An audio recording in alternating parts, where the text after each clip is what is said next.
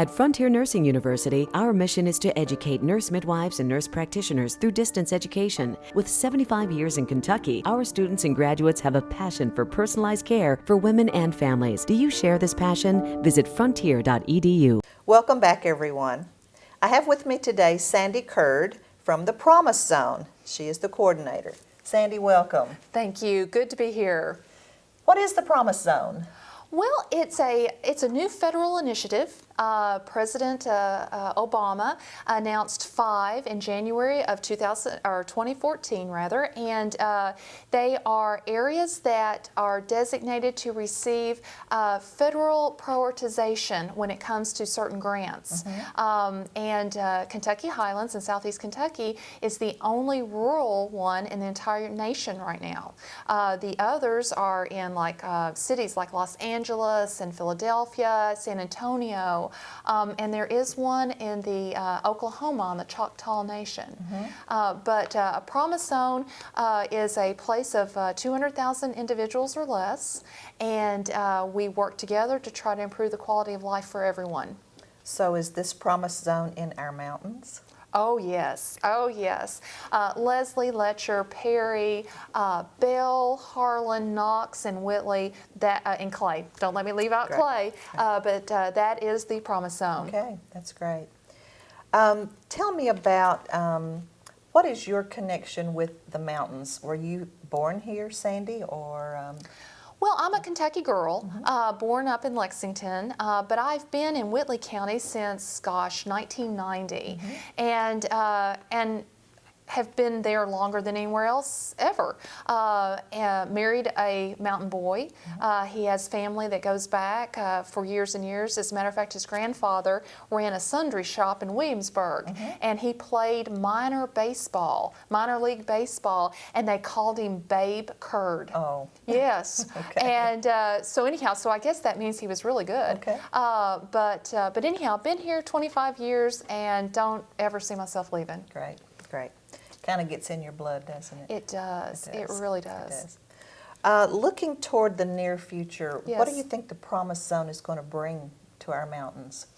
Well, what I hope that it brings is that we are able to start to work together, trying to collaborate, stop trying to compete with one another, work together, see if we can't get as many federal dollars in here and then turn those over. I would like to see the Promise Zone become more diversified in its economy so that when one economy starts to have a tough time, we all don't fall apart. Like the coal industry. Exactly, yeah, and to have something that's so diversified that the other parts are holding it up when somebody is having an industry is having a tough time.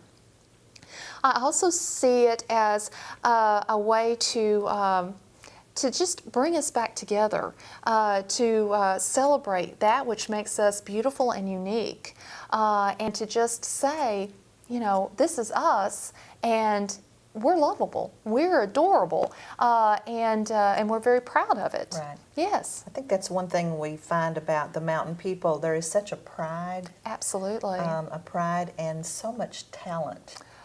Yes. Musical talent. Yes. Speaking talent. Writing. Writing. Poetry and literature, and I think that comes out of just our background, our, for lack of a better word, isolation in the early years, and I think that really does generate depth of talent in those fields. I don't do very much gardening, but there is such a need for food. Yes. And homegrown foods with farmers markets popping up. What do you see in the Promise Zone for agribusiness? Actually, it's one of the places that I feel like we're really going to make some major advancements, and it's for several reasons. One, the USDA is very responsive right now to local foods. This business of having it processed and brought into our communities and us buying it off the shelf, they would prefer, for the health of everyone, that we start to see more of our homegrown vegetables, meats, eggs being produced locally. So they're very interested in it, and when they become interested in something, that allows us a chance to have business opportunities. Farming and gardening and those types of enterprises are as low cost on capital as you can find to learn the basic skills of business.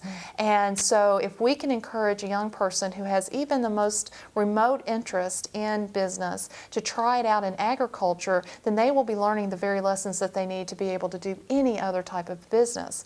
Plus, we see now our millennial kids, they have such a heart for the land, for the sky, for just the quality of a simpler life. Right.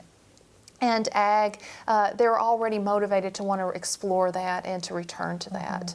So I think it's going to be a leader in our diversified economy. I think so too.